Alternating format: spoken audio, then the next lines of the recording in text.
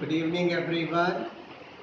We are again together for the Grammar Chapter 3. Today, we shall be learning about phrases and clauses. See, we have already been emphasizing that grammar is the art or science which deals with language's inflections and established rules for using them. This is the reason for everything. It is the rules which you must by heart.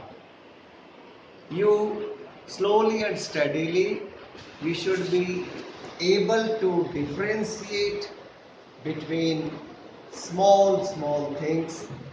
Today, for instance, we are taking up phrases and clauses. We discussed that day the basic difference between sentences, phrases and clauses is a sentence is complete. It stands at its own, whereas a phrase is not complete. A clause may be complete, may not be complete. When a clause is complete, it is a simple sentence, it is a complete sentence. Then we don't call it a clause, we call it a sentence. If it is not complete, then it is part of a sentence. A sentence may have two or more clauses. Let's look at these sentences. I saw a boy wearing a black hat. I saw a boy who was wearing a black hat. Wearing a black hat. Who was wearing a black hat? This is a complete sentence in which wearing a black hat is the phrase and it talks about this noun. Here, who was wearing a black hat is a clause and it talks about this boy, the noun. So this is the difference between a phrase and a clause. Let's first discuss about the types of phrases. See, phrases are of three types: noun phrase, adverb phrase, adjective phrase. Noun phrase, as the name suggests, functions as a noun. Look at these sentences. To err is human. I like to teach. Their absence upsets me. Yes, I'm talking about your absence due to the lockdown. I love playing cricket. This sentence, to err, this infinitive, this non-finite verb here works as a noun, as a subject. To err is human, and this is therefore the example of a noun phrase. See, a noun either can be a subject or it can be an object. When it is an object, it can be a direct object or an indirect object. So the noun phrase has to be a subject or direct object or indirect object.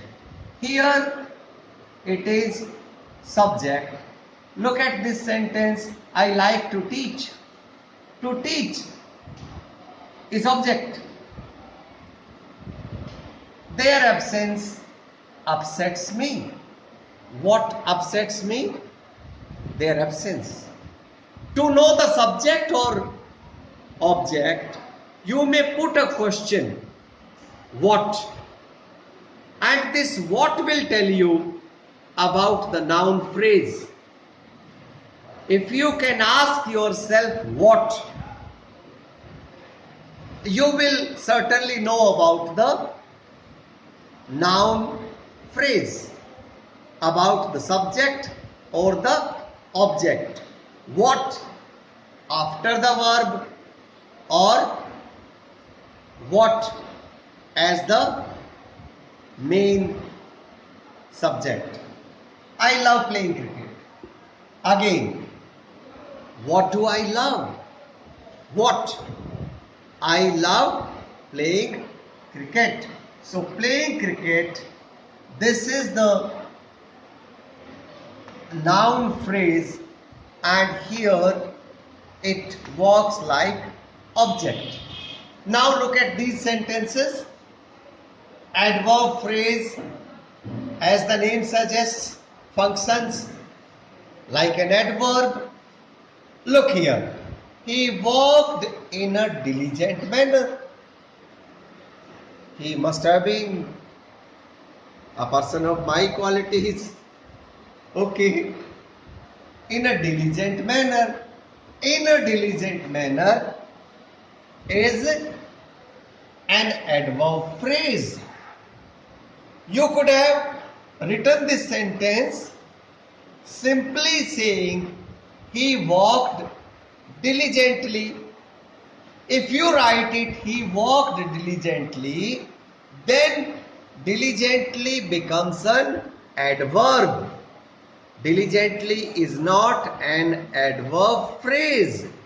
But if you write this way, he worked in a diligent manner, then it becomes an adverb phrase. Look at this sentence again.